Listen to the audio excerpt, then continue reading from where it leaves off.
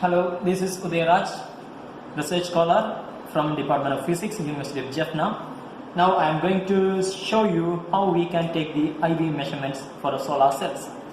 So first, let's see what are the components in the IV measurement system.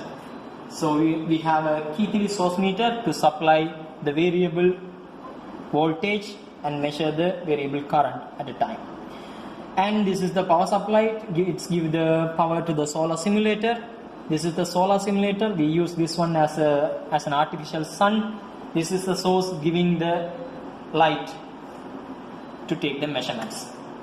And this is the computer with IV measurement software. Here we are using the Pixel IV analyzer software. So when you open this software, we can see the windows like this. Usually the IV measurements taken under one sun illumination with AM 1.5 filter and room temperature is nearly about 25 degrees C. So first of all, we need to set our lamp to one sun illuminations. So first what we need to do, we have to turn on the power supply, and we have to turn on the switch lamp on. So now after switching this button, the lamp is on here, but still we couldn't see the light because the shutter is closed. So we can open the shutter and we can see the light. But before we take the measurements, we have to set this light intensity as a 1 sun. For that, here we are using the calibrated photodiode. In this photodiode, we can see it's denoted as 0.595 milliampere. When you place this photodiode under one sun illumination, it will show 0.595 milliampere current. So we can connect this photodiode to the multimeter and we can place this photodiode to the incident light. So now it's showing a less current. So we have to increase the power of the lamp. By turning this, we can increase the lamp current to increase the intensity of the light. Now you can see, so it's still increasing, and now you get 0.595. You reach 0.595, so it's indicate the light intensity at this position is 1 sun. So now we set the intensity as a 1. Now let's see what are the things we need to consider before we take the measurements. So we have to give some input parameters to run the software. So this one is start V. This indicate what is your starting voltage. So for example, I will put minus 0.5 as my starting voltage. Maybe my stop voltage is about 1 voltage. So we can add the voltage step. We can put whatever we want. So in this case, I put 0.2 as a voltage step, and the compliance current 0.05. This is the compliance current. This is the SRDS, is the search delay current, search delay time. So we usually put very low values. So here I put 0.005. This, otherwise it will take more delay. This is NPLC. It depends on the input power. Input power mean we usually get the AC current. It's 220 volt and 50 hertz. It's related to the frequency of the input source. This is the holding time, so we don't need the holding time, so we will put this as, this is the active area, and this is the input power. We also already set it as 1 sun. 1 sun mean 100 milliwatts per centimeter square. The segment we can put either 1 or 2. The 1 indicates it will take the measurements only in the forward direction. If we put 2, it will take them both measurements in forward direction and the backward direction and take the average. So in the case of DSSC, we usually put as 1 because now we are going to take the measurements only in the forward direction. Then we can define the file number. So I put it, I'm going to take the measurements for DSSC, so I type as DSSC comments. So it's a first time measurement, so I took time as a 1. That's it. So now we can take the measurements. Start to take the measurements. So we have to connect the device to the source meters. So we can connect.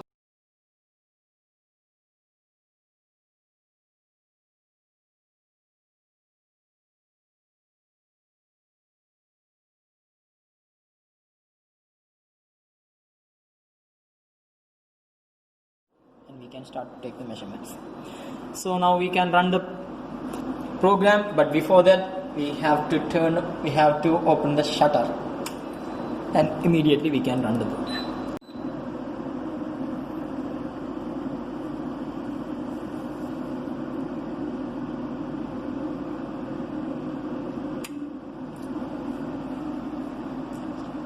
Immediately we will close the shutter to protect the device. So now we take the IV measurements for the DSAC. This is the IV of the dye-sensitized solar cells. IV of the dye-sensitized solar cells. So far we taken. So this is the current axis. The intercept at the intercept of this IV curve at the current axis giving you the ISC, the short circuit current. And this is the intercept at the voltage axis is showing you the VOC. This is, we call it as a VOC. It's about 0.66. So now we can see what is fill factor. So before we talk about these fill factor values, let's have some idea about the fill factor. So now you can see your IV curves looks like this. So this is your current axis. So instead of current, I will put this as a current density axis. So what you need to do is you have to divide the current by the device area. So current density we distribute. This is J is equal to the device current over device area, and its mesh. It has unit. AC will be milliampere per centimeter squared. This is the axis, and this is the voltage axis. Voltage usually measured in volt. So your graph looks like this. So this is the short circuit current density, as we denoted here as 12.03. This is your short circuit current density. Similarly, you can find the intercept of the IV curve at voltage axis giving you the VOC, which is indicated as 0.66 volt. 0.66 volt. You all know that the power is given by the product of current and voltage. So here we talk about the power density is given by current density into voltage. So you can find the power at each point of the graph. At some point you will find the maximum power. Say this is the maximum power point, P max. The current density corresponds to maximum power. I denote it as Jm. This indicates the J maximum. And similarly, the voltage at the maximum power point we denote it as Vm, since we can write P max as J max into V max. So you can see this rectangular. Similarly, you can draw a rectangular with the site of JC and VOC. So this is the big rectangular. It belongs to the product of JSC into VOC. So we have two rectangular. Then we define the fill factor.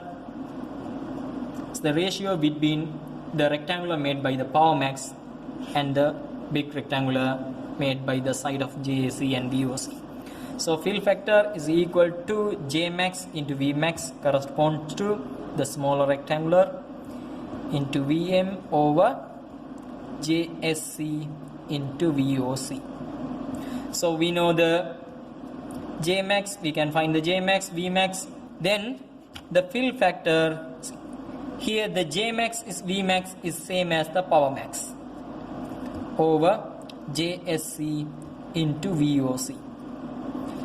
So since we can write the power max in terms of JSC into VOC into fill factor, the power max, which means the maximum power density, is equal to the product of JSC, VOC and fill factor. So then we talk about the efficiency. Efficiency, we usually write the photon conversion efficiency, or we call it as power conversion efficiency, which is denoted as neta, is defined as power extracted from the system, the maximum power extracted from the system over input power. So then we can write neta, instead of neta the power max, instead of power max we can put JSC into VOC into fill factor. Here we gave 100 milliwatts per centimeter squared as an input power, milliwatts per centimeter squared, JSC in milliampere per centimeter squared, VOC in volt, fill factor it doesn't have any unit. Define the efficiency will be defined like that. So if we talk about the efficiency in percentage, there will be additional 100, so this 100 will be cancelled out. So the power conversion efficiency of the solar cell is given by the product of JSC into VOC into fill factor. So likewise, here we got the efficiency of 4.01 by multiplying the JSC and VOC and fill factor. Here we are getting the 4.101 as an efficiency. In addition to that, here we have another two parameters. This is RS and RSH. The RS corresponds to series resistance of the device, and the RSH corresponds to shunt resistance of the device. So as we all know that the equivalent circuit model for a solar cell can be represented like this. There will be a photocurrent source. So we can say current source, this is the photocurrent source, and there is a diode, there is a shunt resistant, say RSH, and there is another series resistant, say RS. So this is the equivalent circuit model for a solar cells. The extracted IV graph for a solar cells looks like this. This is the current density axis, this is the voltage axis. The graph look like this. This is the short circuit current density JSC. This is the open circuit voltage VOC. Say the slope near JSC is alpha and the slope near VOC is beta. Then the shunt resistant value or shunt SH is given by inverse of tan alpha. Similarly, the series resistance of the solar cell is given by R series equal to tan beta. These shunt resistance and series resistance values indicate the total impedance of these solar cells, and this is give you the information about the device.